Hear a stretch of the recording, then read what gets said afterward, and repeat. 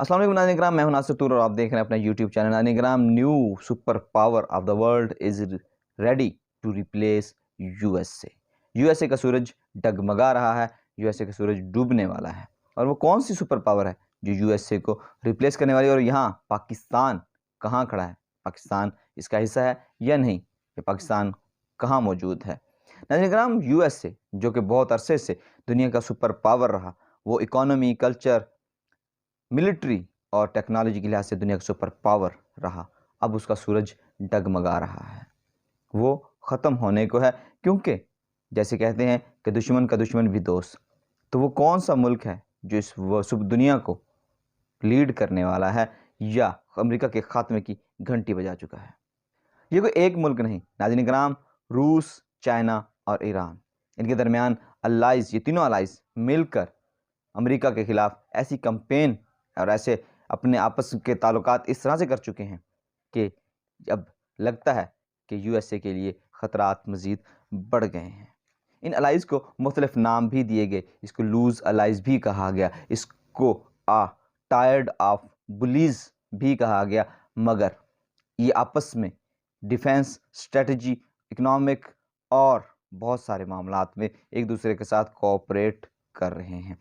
China, रूस और Iran मिलकर अमेरिका के लिए ख़तरा बढ़ाते जा रहे हैं।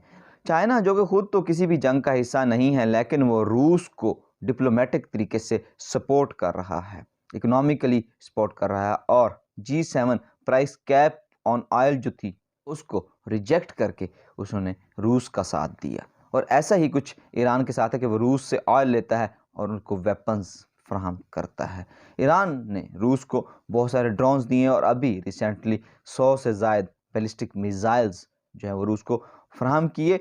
जैसा कि यूक्रेन वार में कुछ ड्रोन पकड़े गए थे और उसके हवाले से ये खबर आई थी कि ये ड्रोन रूसी नहीं बल्कि ईरानी थे।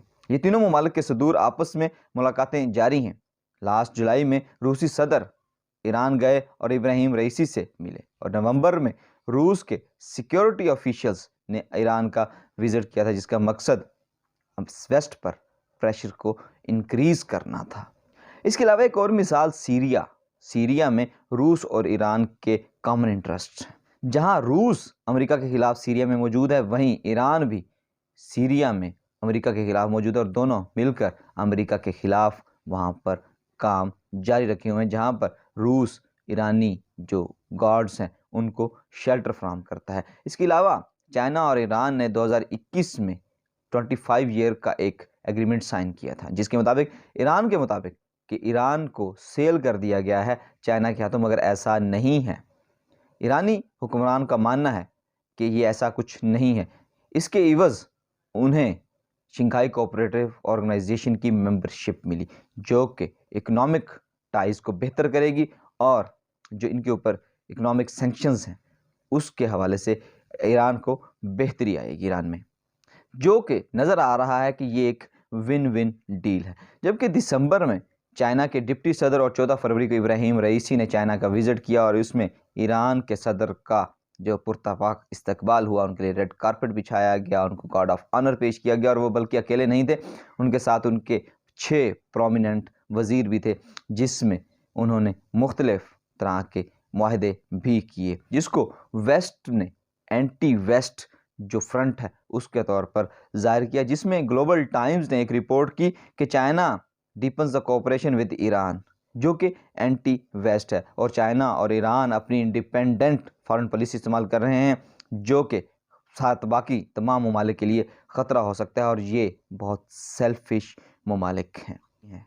सिर्फ इतना ही नहीं है, इसके साथ साथ ऐसी ही सोच के हामिल और ममालिक जो कि यूएसए के अगेंस्ट हैं उनको भी साथ मिलाया जा रहा है, जिनमें म्यांमार, कंबोडिया, वेनेजुएला और सबसे अहम तरीन नॉर्थ कोरिया के जो एक लाइक माइंडेड कंट्रीज़ हैं, ताकि उनको एक साथ इकट्ठा किया जा सके और वेस्ट का जो सूरज है उसको ग़ुरूब किया जा सके।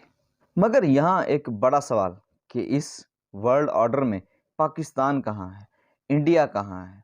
क्योंकि इंडिया तो पहले ही अपनी जो फॉरेन पॉलिसी उसको इंडिपेंडेंट रखे, उसका रूस के साथ भी ताल्लुक़ है, उसने रूस से बहुत ऑयल ख़रीदा है, चाइना के साथ और ईरान के साथ भी उनके टाइज़ हैं, जबकि पाकिस्तान का चाइना के साथ बहुत ज़बरदस्त रिलेशन है। सी पैक इसकी बेहतरीन मिसाल है। रूस के साथ पाकिस्तान अपना बॉर्डर शेयर करता है, लेकिन जैसे ही इमरान खान साहब रूस गए थे तो पाकिस्तान की फॉरेन पॉलिसी इंडिपेंडेंट नज़र आई थी, लेकिन उसके बाद रजीम चेंज ऑपरेशन हुआ और शायद वो फॉरेन पॉलिसी ख़त्म हो गई। अब पाकिस्तान यहाँ कहाँ मौजूद है? क्योंकि दुनिया अब यूएसए से फेड अप हो चुकी है, क्योंकि यूएसए दुनिया को एक प्लेग्राउंड के तौर पे इस्तेमाल करता है। जब चाहता है जिस मुल्क पर हमला कर देते हैं, जब चाहते हैं जिस मुल्क के ऊपर ये सैंक्शंस लगा देते हैं।